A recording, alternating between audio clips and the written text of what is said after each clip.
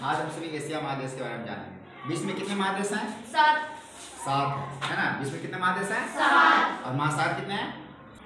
4 4 महासागर। कितने? 4 कितने महासागर हैं? 4 महासागर है ना। उसमें से एक महादेश है एशिया महादेश है ना, उसके बारे में जानेंगे। ये विश्व का मानचित्र है। क्या है?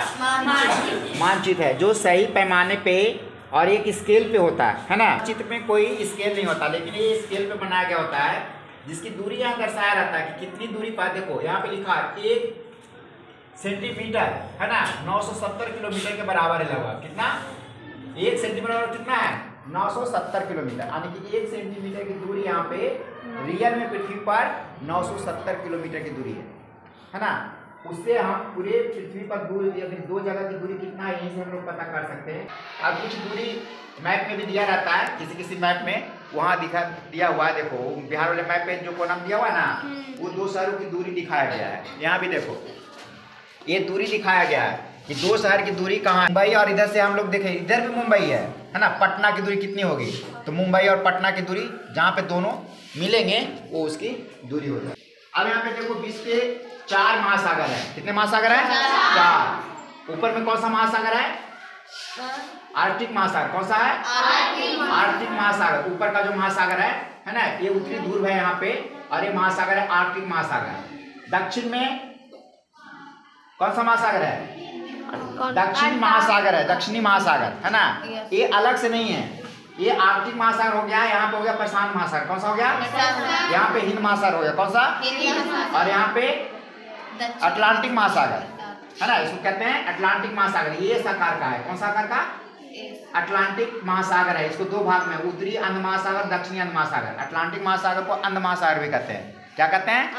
अंध महासागर। यहाँ पे दक्षिणी भाग में अटलांटिक महासागर, हिंद महासागर और प्रशांत महासागर के हिस्से को मिलाकर के दक्षिणी महासागर कहते हैं। क्या कहते हैं? दक्षिणी महासागर। अलग से वो कोई महासागर नहीं है, उन्हीं तीनों महासागरों का हिस्सा है ना। तो ये 4 बड़े महासागर है, जिसमें सबसे बड़ा कौन सा है? प्रशांत महासागर। सबसे बड़ा कौन सा है?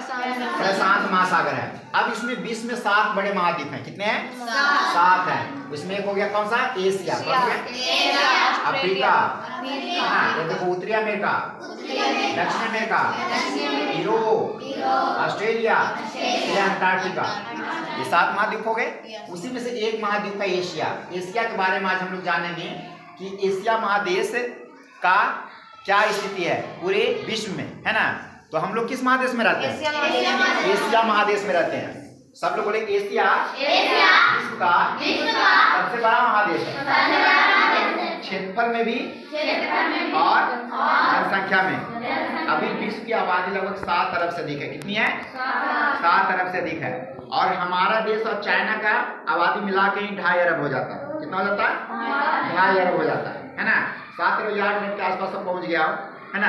तो आधी यानी कि 1/3 आबादी, देखो यहाँ पे कितना लिखा हुआ है, एशिया महादेश में विश्व की सर्वाधिक आबादी रहती है। पृथ्वी के लगभग 30% हिस्से पर एशिया महादेश का विस्तार है। सोचो 3 भाग में बांटे तो एक भाग पूरा एशिया है ना। ये पूरा 1/3 भाग पे 30% हिस्से पे कितना है? सिर्फ एशिया का विस्तार है ना। यहाँ अगर देख ले तो अमेरिका एक हिस्सा हो गया और बाकी एक हिस्सा हो गया, और बाकी में पूरा एशिया महादेश हो गया, यूरोप हो गया है ना, यूरोप हो गया। तो हम देखते हैं कि एशिया का क्षेत्रफल की दृष्टि से विस्तार अधिक है, और विश्व की सबसे घनी आबादी इन 2 देशों में रहती है, चाइना और भारत में, है ना। अमेरिका की आबादी से यहाँ की आबादी, हम लोग की आबादी 1 अरब 30 करोड़ के आसपास हो गया है ना। अभी जब जनगणना होगा तो 30 करोड़ से ऊपर चला जाएगा, 1 अरब 30 करोड़। अब सोचो अमेरिका की आबादी 25 करोड़ के आसपास, इन दोनों की आबादी मिला दे तो मुश्किल से 35-40 करोड़ होगा, है ना। आने की हमारे देश की अपेक्षा पूरी दोनों महादेश में भी आबादी नहीं है। और चाइना और इंडिया का आबादी मिला दे तो 2.5 अरब से ऊपर चला जाता है। तो कितनी बड़ी जनसंख्या यहाँ पे रहती है। विश्व की सबसे लेकिन शक्तिशाली कौन है? क्योंकि इनके पास संसाधन है और हमारे पास गरीबी भी है ना। हमारे पास एक बड़ी जनसंख्या जो है गरीबी रेखा के नीचे है, वो अपना पेट पालन ही मुश्किल से कर पाती है। अगर वो सारा गरीब लोग को अमेरिका पहुंचा दे तो क्या स्थिति होगा? उसकी भी गरीबी हो जाएगी। 1 अरब जनसंख्या पहुंचा दे अमेरिका जो गरीब हैं, तो हमारे यहाँ भी सिर्फ अमीर लोग हो जाएंगे, है ना। तो तो उनकी भी हालत खराब हो सकती है। तो हम विश्व की सबसे अधिक क्षेत्रफल रखते हैं और साथ ही विश्व की सबसे बड़ी जनसंख्या भी रखते हैं। आगे है विश्व की 60% आबादी एशिया में रहती है। कितनी? 60% आबादी, है ना। आधा से ज्यादा रहती है हमारे यहाँ एशिया में, आधा से विश्व की आधा से ज्यादा आबादी एशिया महादेश में, क्योंकि यहाँ बहुत ज्यादा आबादी नहीं है, जंगल से है और मरुस्थल से भरा हुआ महादेश है ना। यहाँ पे घने जंगल है, यहाँ किनारे किनारे लोग रहते हैं, बीच में बहुत कम लोग रहते हैं। ये पूरा हिस्सा क्या है? बर्फ से ढका हुआ रहता है ना। ये ठंडे प्रदेश में ज्यादा लोग नहीं रहते, खेती भी नहीं होती है ना। और अमेरिका का ये हिस्सा भी जंगल से भरा पड़ा है, विषुवतीय क्षेत्र में रहता है। तो ये सब ठंडा से क्या रहता है? जमा हो रहता है। इसलिए यहाँ पे 1 किलोमीटर पे एक व्यक्ति रहते हैं। कितना? 1 किलोमीटर में, यानी कि यहाँ से लेकर के बिहार शरीफ तक जाएंगे तो 8 व्यक्ति का औसत तो निकाला जाता है ना। तो ये यहाँ पे लोग नहीं रहते हैं। तो यहाँ पे क्यों रहते हैं? विश्व की सबसे ज्यादा आबादी यहाँ पे क्यों रहती है पता है? क्योंकि यहाँ पे विश्व की प्रमुख नदी है, बड़ी बड़ी नदियां हैं। नदियां यहाँ भी हैं, है ना। यहाँ पे कांगो नदी है, यहाँ पे अमेजन नदी है, यहाँ पे नील नदी है। विश्व की सबसे लंबी और बड़ी नदी है, लेकिन इतना ही बड़ी और लंबी है कि ये पूरा जो नदी क्षेत्र है जंगल से ढका हुआ है। क्या से ढका हुआ है? जंगल से ढका हुआ है। इसमें इसलिए यहाँ पे लोग रहते नहीं है। हमारे यहाँ जो नदी है, और ये चाइना में भी हम वो नदी है, यहाँ पे 2-3 नदियां हैं। भारत में भी गंगा नदी है और कृष्णा गोदावरी, ये सभी नदियां हैं। तो ये मैदान से होकर गुजरती है। कहाँ से? मैदान से।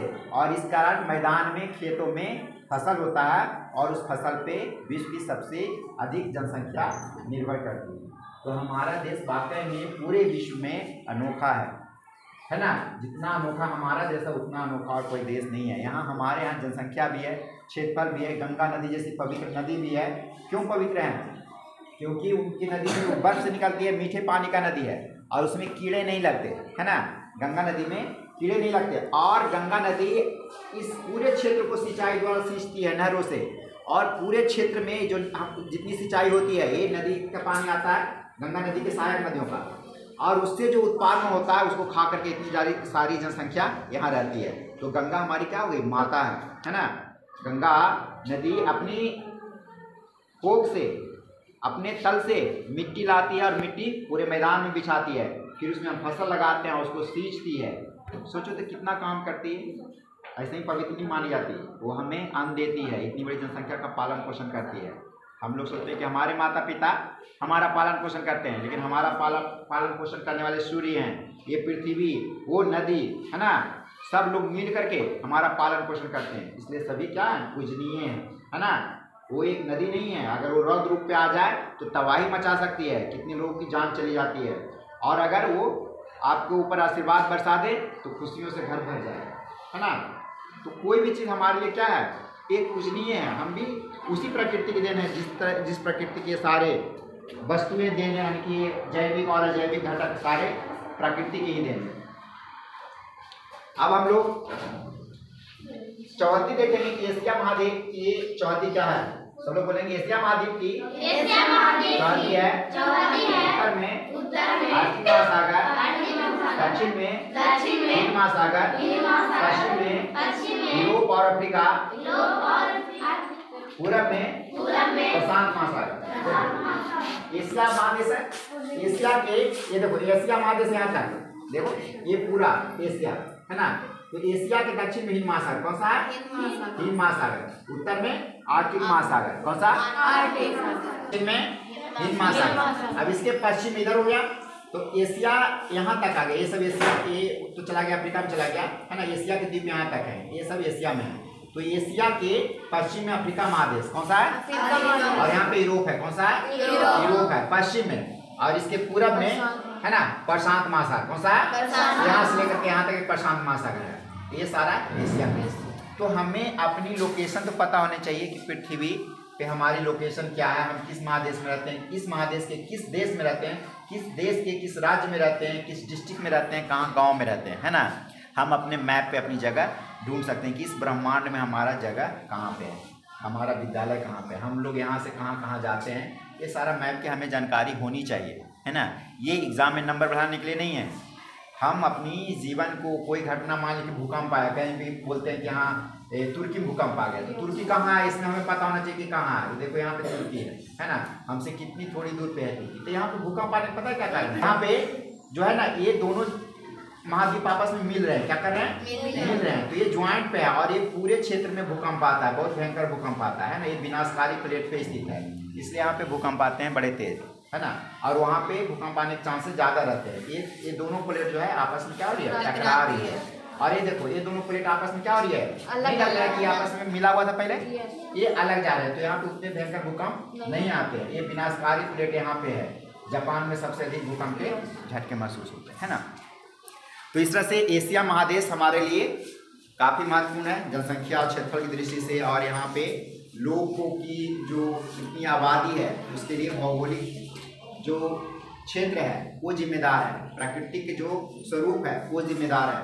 क्योंकि यहाँ पे बड़े मैदान हैं और सिंचाई के लिए नदी का जल उपलब्ध है, इसलिए हम अधिक मात्रा में खाद्यान्न का उत्पादन करते हैं जिसपे जीवन बसर होता है। इसलिए इतनी बड़ी आबादी को ये पाल पोष सकती है ना।